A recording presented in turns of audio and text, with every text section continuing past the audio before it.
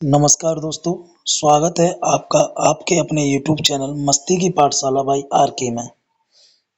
आज की वीडियो बहुत मज़ेदार होने वाली है क्योंकि इसमें हम पूछेंगे अलंकार, रस और छंद के 100 महत्वपूर्ण प्रश्न और उनके उत्तर।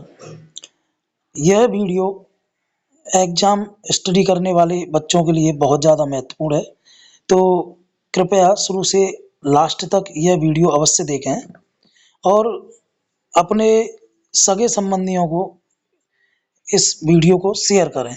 तो बढ़ते हैं।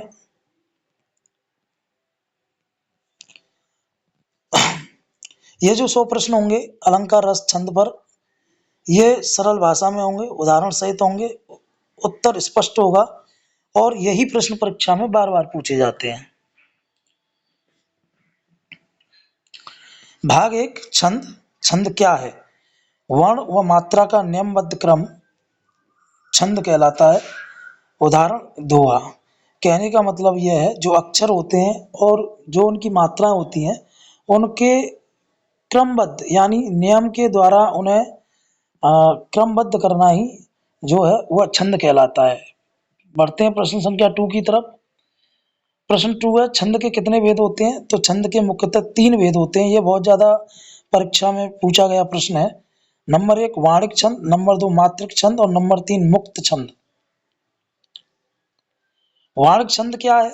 प्रश्न संख्या 3 वर्णों की संख्या पर आधारित छंद ही वाणिक छंद है। यानी जहां वर्णों की संख्या यानी जो अक्षर हैं उनकी संख्या काउंट की जाएगी उसी को हम वाणिक छंद कहेंगे। इसका जो उदाहरण है वो है सवैया।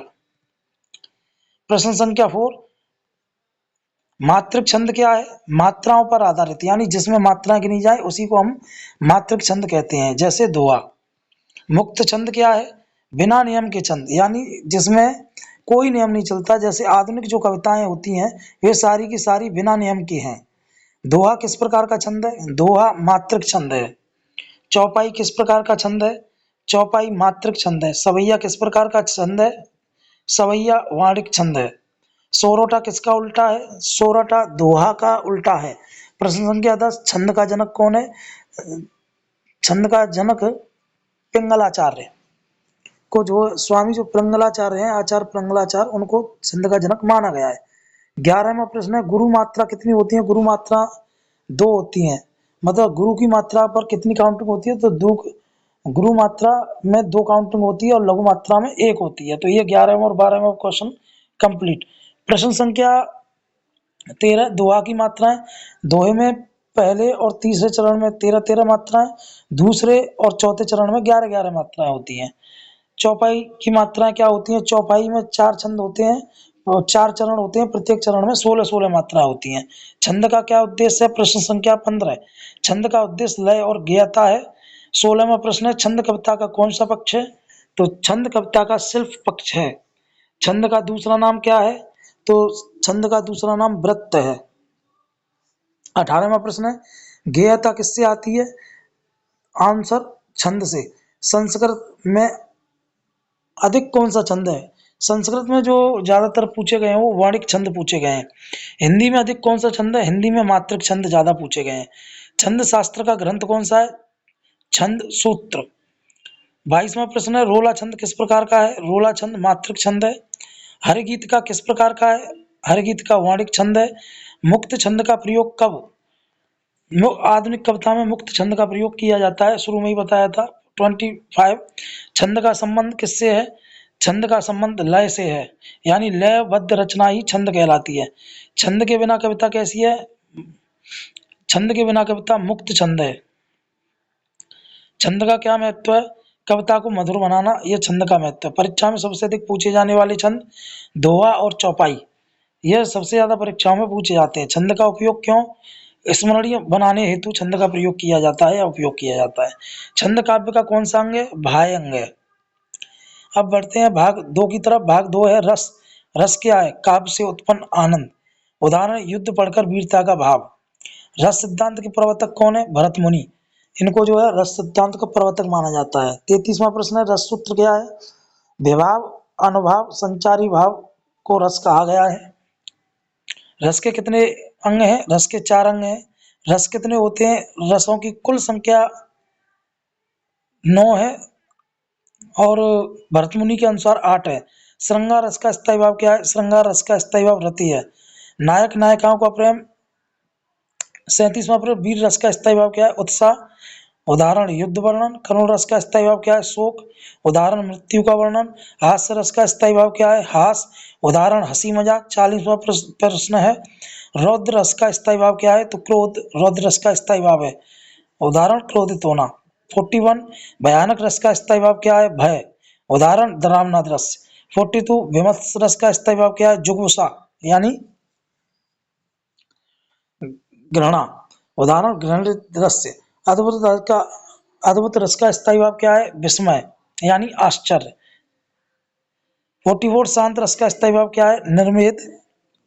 शांत रस का स्थायी भाव है। उदाहरण सन्यासी जीवन। श्रृंगार रस के भेद हैं। श्रृंगार रस के 2 भेद होते हैं, संयोग और वियोग। 46 रस का अनुभव कौन करता है? उत्तर सहृदय यानी व्यक्ति का हृदय रस का अनुभव करता है। 47 रस का उद्देश्य क्या है? आनंद आनंद प्रदान करना रस का उद्देश्य है। युद्ध वर्णन में कौन सा रस है? वीर रस है। दुख प्रदान रस है करुण रस। भय उत्पन्न करने वाला रस है भयानक। घृणा उत्पन्न करने वाला रस है विमत्स रस। 52 हास्य रस का उदाहरण क्या है? बंदर की नकल। शांत रस की भावना क्या है? वैराग्य। 54 रस का संबंध किससे है? भाव से। 55 रस सिद्धांत किस ग्रंथ में है? नाट्य शास्त्र में रस सिद्धांत है। सबसे श्रेष्ठ रस कौन सा है? श्रृंगार रस है। 57 रस काव्य का कौन सा तत्व है? आंतरिक तत्व है। 58 रस का स्थायी भाव बदलता है? उत्तर नहीं बदलता। 59 करुण रस का उदाहरण है माँ का विलाप। 60 अद्भुत रस का उदाहरण है आकाश में उड़ता महल। रौद्र रस का उदाहरण है क्रोधित राजा। रस का जन्म कब होता है? पाठ या अभिनय के समय। रस का विषय है आनंद। रस शब्द का अर्थ है स्वाद। रस काव्य का प्राण क्यों है? भावनाओं के कारण। अब बढ़ते हैं दोस्तों तीसरे भाग की तरफ। तीसरा भाग है अलंकार। अलंकार क्या है? काव्य की शोभा बढ़ाने वाले तत्व अलंकार कहलाते हैं। उदाहरण मुख चंद्रमा सा सुंदर है। अलंकार के कितने भेद होते हैं? अलंकार के 2 भेद होते हैं, शब्द अलंकार और अर्थ अलंकार। 68 शब्द अलंकार किसे कहते हैं? जहाँ शब्दों के कारण चमत्कार उत्पन्न हो। उदाहरण चंचल चपल चितवन अनुप्रास अलंकार। अर्थ अलंकार किसे कहते हैं? जहाँ अर्थ के कारण सोना उत्पन्न हो। उदाहरण वह सिंह है रूपक। 70 उपमा अलंकार की परिभाषा लिखिए। जहाँ 2 वस्तुओं की तुलना सा से सा जैसे समान यानी सा सी से जैसे समान जैसा आदि हो वहाँ जो है उपमा अलंकार होता है। वह शेर सा वीर है। 71 उपमा अलंकार के कौन से अंग है? उत्तर उपमा अलंकार के 4 मुख्य अंग हैं, उपमेय, उपमान, साधारण, धर्म और वाचक शब्द। 72 रूपक अलंकार क्या है? जहाँ उपमेय को उपमान ही मान लिया जाए वहाँ जो है रूपक अलंकार है। कहने का मतलब है जहाँ 2 वस्तुओं को एक ही मान लिया जाए, यानी जैसे मान के चलिए राम की तुलना लक्ष्मण से की गई और ये लास्ट में कह दिया गया जैसे ही राम है वैसा ही लक्ष्मण है, यानी लक्ष्मण रूपी राम है, तो वहाँ जो है रूपक अलंकार होगा। उत्प्रेक्षा अलंकार क्या है? जहाँ कल्पना या संभावना व्यक्त की जाए। कहने का मतलब है यहाँ सोचा जाए, यानी कुछ चीजें क्रिएट की जाए, मानो चांद धरती पर उतर आया हो। मानवीकरण अलंकार निर्जीव वस्तुओं में मानव गुणों का आरोप। उदाहरण नदियां गा रही है। 75 अतिशयोक्ति अलंकार क्या है? बात को बढ़ा चढ़ा कर कहना, यानी गप्पे हाँकना अतिशयोक्ति अलंकार है। आंसू की नदी बहा दी। 76 अनुप्रास अलंकार क्या है? एक ही वर्ण की बार बार आवृत्ति। कहने का मतलब है कोई अक्षर अगर बार बार आता है तो वह अनुप्रास अलंकार है। मधुर, मृदुल, मंजुल, इसमें माँ वर्ण की आवृत्ति बार बार हुई है।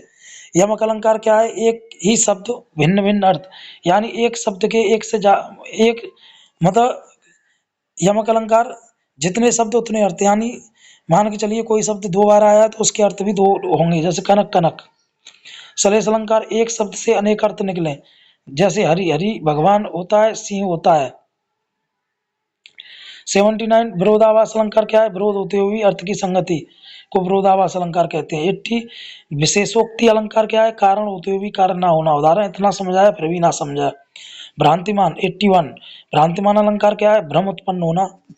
ठीक है। 82 संदेह अलंकार क्या है? निश्चित ना होकर संशय होना। व्यक्तिरेक अलंकार क्या है? उपमेय को उपमान से श्रेष्ठ बताना। दीपक अलंकार क्या है? एक शब्द अनेक क्रियाओं को जोड़ता है। दृष्टांत अलंकार क्या है? सामान्य नियम को उदाहरण से समझाना। 86 पर्यायोक्ति अलंकार क्या है? बात को घुमा फिरा कर कहना पर्यायोक्ति अलंकार है।